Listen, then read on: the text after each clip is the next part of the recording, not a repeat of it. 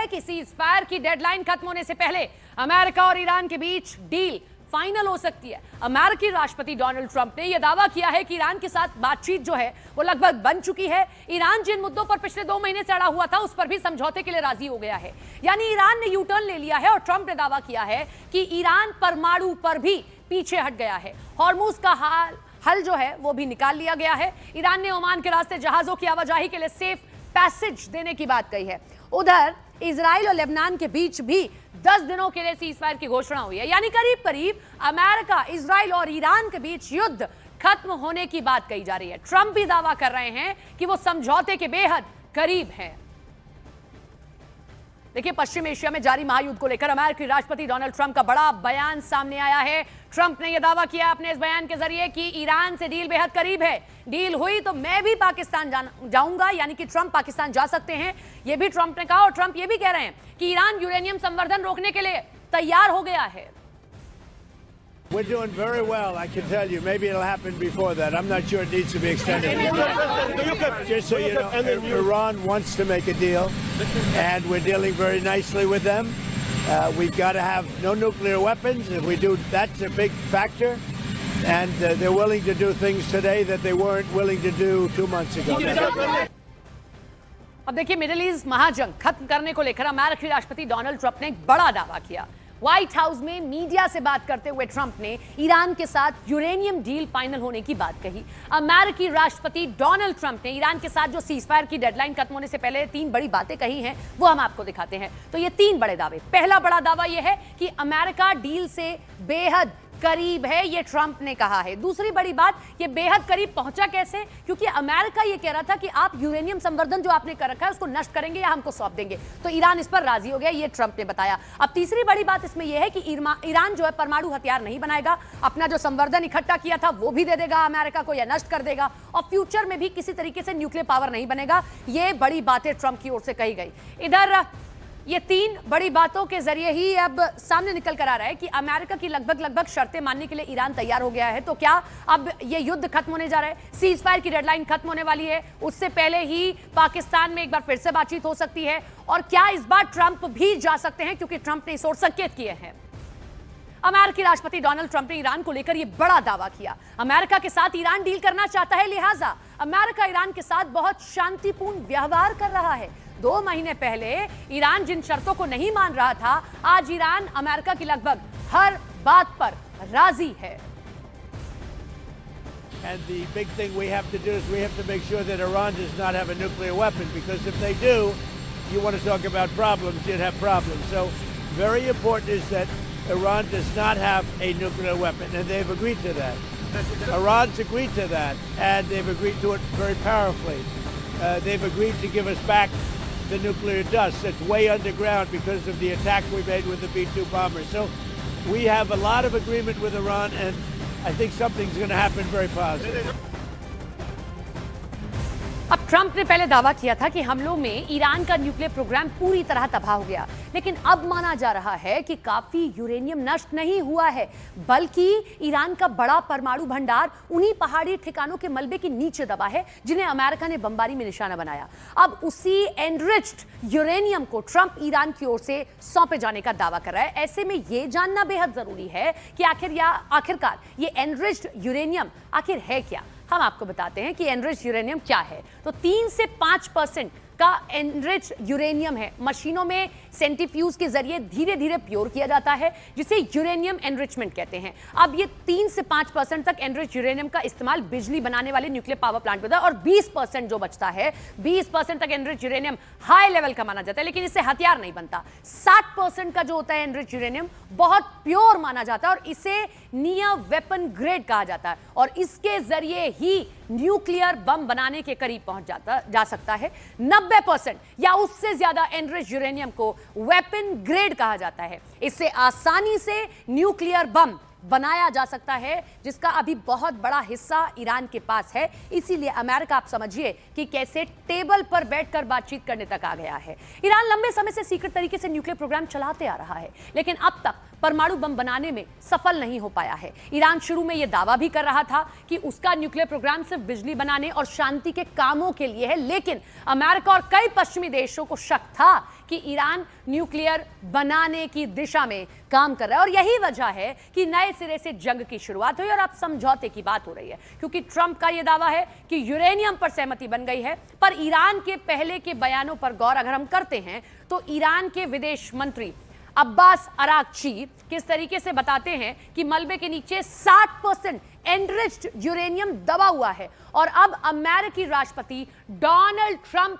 ये दावा कर रहे हैं कि यूरेनियम डील लगभग फाइनल हो गई है। ये ट्रंप का दावा और क्या है ईरान का बयान। हालांकि ईरान ने पहले ही कहा था कि यूरेनियम निकालने की प्लानिंग उसकी नहीं है, जबकि ट्रंप यह दावा कर रहे हैं कि ईरान यूरेनियम सौंपने को तैयार हो गया है। अब ईरान ने एक और बयान दिया। ईरान का कहना है कि 60% एनरिच यूरेनियम का भंडार को वो वापस डाउन ब्लेंड कर शुद्धता वाले यूरेनियम में बदलने की प्लानिंग कर रहा है और ट्रंप इस पर दावा कर रहे हैं कि ये जो ईरान शांति समझौते के बेहद करीब है, न्यूक्लियर डस्ट सौंपने के लिए वो राजी हो गया है। तो ईरान ये दावे कर रहा है, लेकिन ट्रंप के अपने कुछ दावे हैं। इधर ईरान के खिलाफ अमेरिका ने अब एक नई जंग का ऐलान कर दिया है। खबर है कि ईरान को सबक सिखाने के लिए ट्रंप प्रशासन बैंकिंग सिस्टम को टारगेट करने वाला है। यानी ऑपरेशन एपिक फ्यूरी के बाद अब ईरान पर ऑपरेशन इकोनॉमिक फ्यूरी का प्रहार होने वाला है।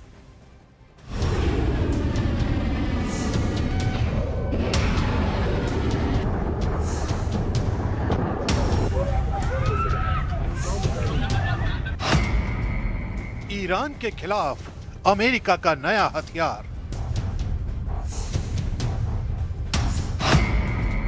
इकोनॉमिक वेपन से होगा ईरान पर प्रहार।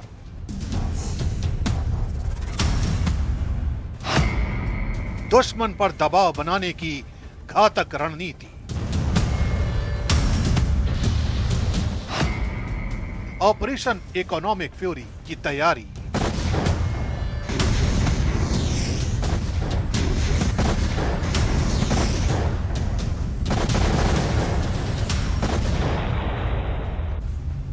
अमेरिका ने ईरान के खिलाफ अपने सबसे आक्रामक आर्थिक अभियान की तैयारी कर ली है, जिसका नाम है ऑपरेशन इकोनॉमिक फ्यूरी। अमेरिका के ट्रेजरी सेक्रेटरी स्कॉट बेसेंट के मुताबिक ये सिर्फ प्रतिबंध नहीं, बल्कि ऐसा आर्थिक हमला है जिसका असर बमबारी जितना घातक हो सकता है।